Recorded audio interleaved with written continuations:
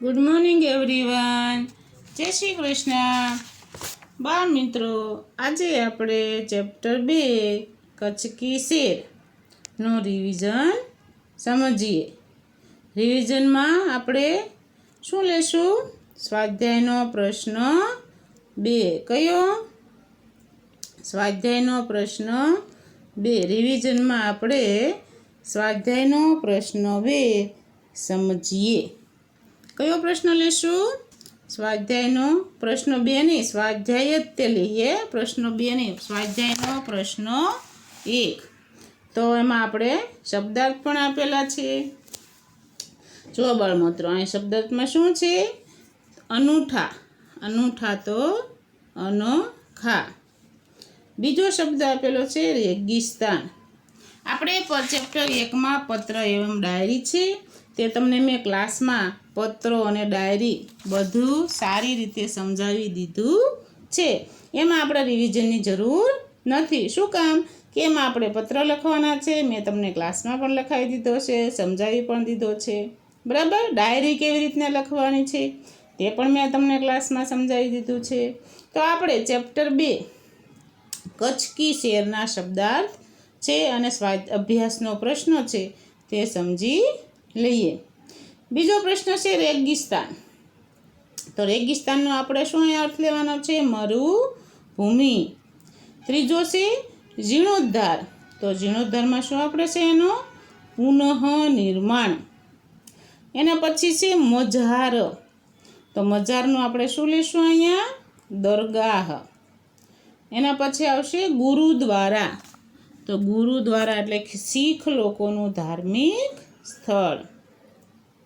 એના પછી આવશે ભૂચાલ. તો ભૂચાલનો આપણે શું અર્થ લેવાનો છે બાળ મિત્રો? ભૂકંપ.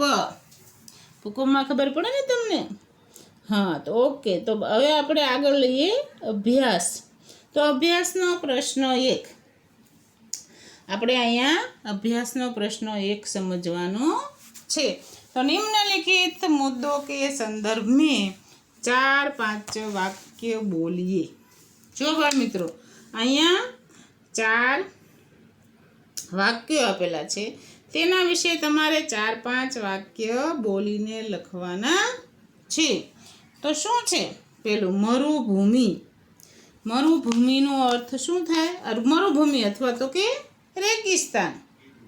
તો રેગિસ્તાન એટલે मरुभूमि એટલે कि रेगिस्तान का ऐसा प्रदेश है जहाँ दूर दूर तक रेती ही रेत दिखाई देती है. શું થશે? कि जहाँ दूर दूर तक रेत ही रेत दिखाई देती है. मरुभूमि में बरसात बहुत कम या न के बराबर होती है. શું થશે? मरुभूमि में बरसात बहुत कम या न के बराबर होती. न के એટલે કે હોય જ નહીં. હવે એની પછીનો છે, એની પછી એટલે કે એમાં ને એમાં यहाँ पानी की कमी होती है. ક્યાં? रेगिस्तान में. पानी के लिए भटकना पड़ता है. केवल वहीं पौधे हो सकते हैं जिनमें पानी संचय करने की अद्भुत क्षमता हो.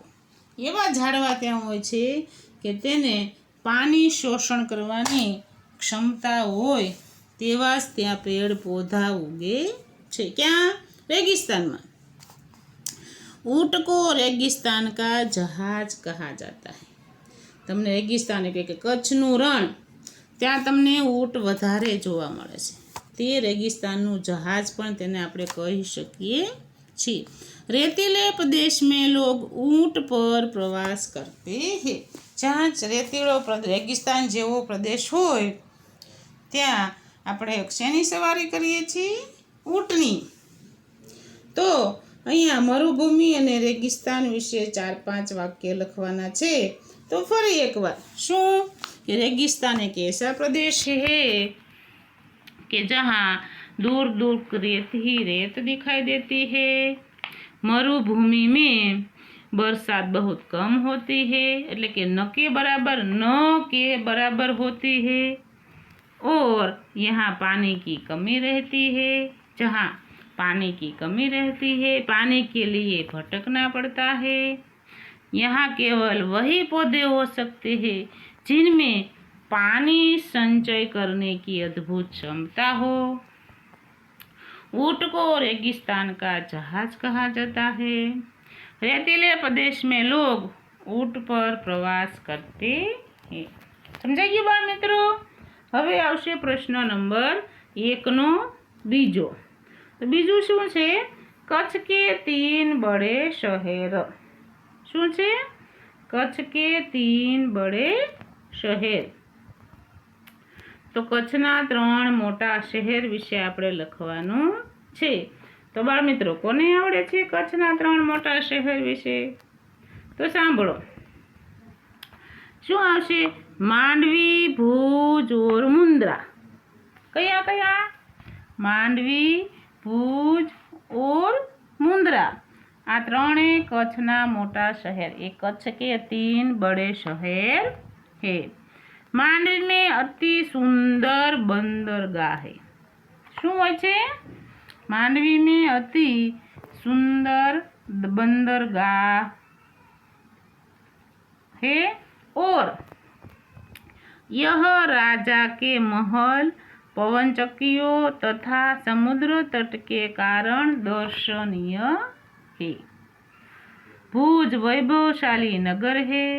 यहाँ आईना महल, प्राग महल, टावर, स्वामीनारायण मंदिर, हिल गार्डन, हमीरसर तालाब, भुजिया पहाड़ जैसे दर्शनीय स्थान थे।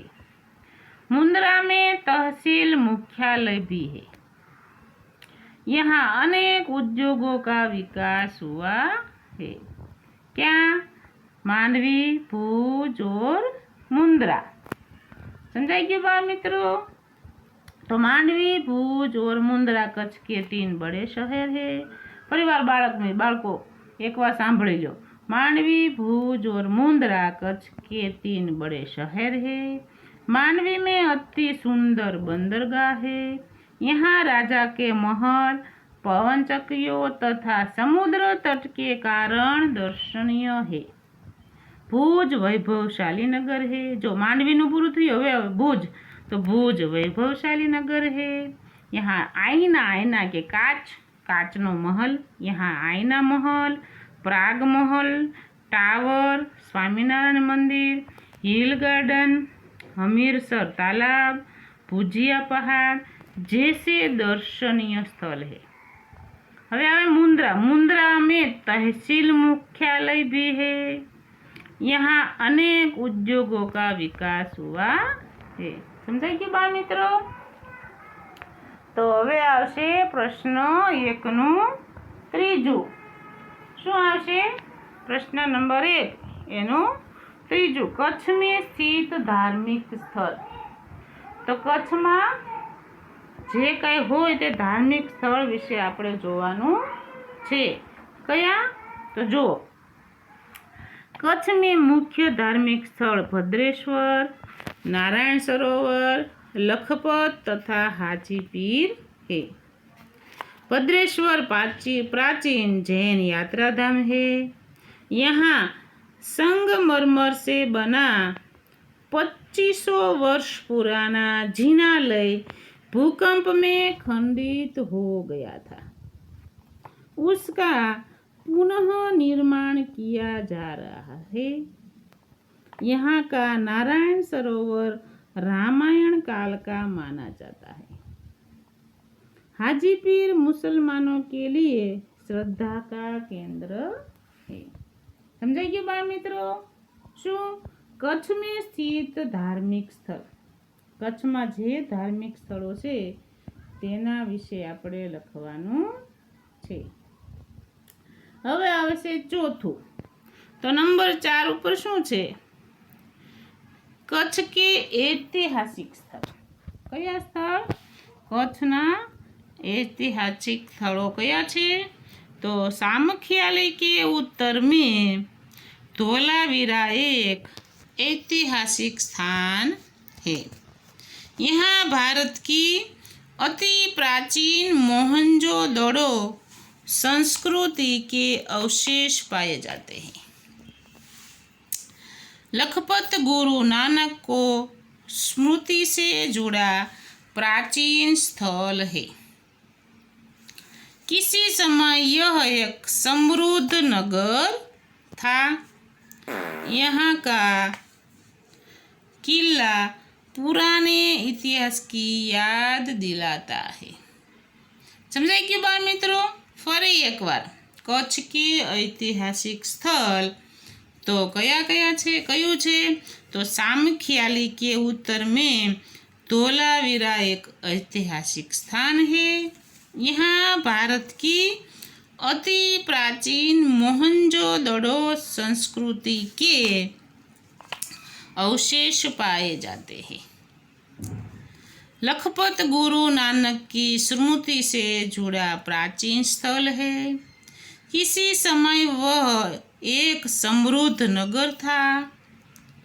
यहाँ का किला पुराने इतिहास की याद दिलाता है। तो बाल मित्रों, तमने चैप्टर 2 कच्छ की शेर नो अभ्यास नो प्रश्नो 1 नो 4 जे तमे टूंकनोंध थोड़ी के नानकड़ी टूंकनोंध जेवुं छे तो तमारे बधा विषय 4-5 वाक्य लखवाना छे। तो तमने मैं आ विडियो में जेवी रीते बोली ते समझीने तमारे लखवाना छे। तो बाळ मित्रो, तमने समजाई गयो प्रश्न 1? प्रश्न 1 में पेलो मरुभूमि एटले के रेगिस्तान, कच्छ के 3 बड़े शहर, कच्छ में स्थित धार्मिक स्थल और कच्छ के ऐतिहासिक स्थल। तो आ चारे विषय तमने समझाई गयु हशे। तो आपणे हवे प्रश्न 2 निम्नलिखित प्रश्नों के उत्तर दीजिए। तो प्रश्न 2 में शुं छे? निम्नलिखित प्रश्नों के उत्तर दीजिए। तो आप अपनी पाठशाला में किसी यात्रा पर गए हो तो उसका वर्णन अपने शब्दों में लखवाना है। अपने शब्दों में लिखिए। तमे तमारा स्कूल मांथी એટલે કે આપણી સ્કૂલમાંથી અથવા કોઈ પણ અધરવાઇઝ ગમે તે સ્કૂલમાં ભણતા હતા અથવા અહીંયાથી તમે પ્રવાસમાં ગયા હો તો કયા જગ્યાએ પ્રવાસમાં ગયા હતા તે તમારા શબ્દોમાં લખવાનું છે। બાળમિત્રો, મેં તમને આ પણ અગાઉ આગળના પાઠમાં પણ કેવી રીતે પ્રવાસનું વર્ણન કરતો પત્ર તે તમને શીખવાડી દીધું છે। तो बाळ मित्रों, प्रश्न 2 नो प्रश्न 1 तमने आवड़तो हशे। बीजो पण एवी रीते आपेलो छे कि आपने की हुई किसी यात्रा का वर्णन करते हुए अपने मित्र को पत्र लिखिए। तमारा फैमिली साथे या तमे यात्रा करवा गया छो कि तमे तमारा मित्र मंडल साथे गया छो यात्रा करवा माटे के प्रवास करवा माटे, तो तेना विषे तमारा मित्र ने एक पत्र लखवानो छे। ते मैं तमने क्लास में शीखवाड़ी दीधुं छे। तो बाळ मित्रों, तमने अभ्यासनो प्रश्न 1 अने 2 सारी रीते समझाई गयो हशे। समझाई गयो ने? तो आपणे प्रश्न 3 दिए गए शब्द मिले ऐसी पहेलियों का निर्माण कीजिए। तो आ प्रश्न आपणे करवानो નથી। શું કામ? આપણે આ પ્રશ્નો ક્લાસમાં સમજી ગયા છીએ અને પરીક્ષામાં પણ આ પ્રશ્નનું કોઈ મહત્વ નથી, બરાબર? તો આપણે આ પ્રશ્નો લખવાનો નથી।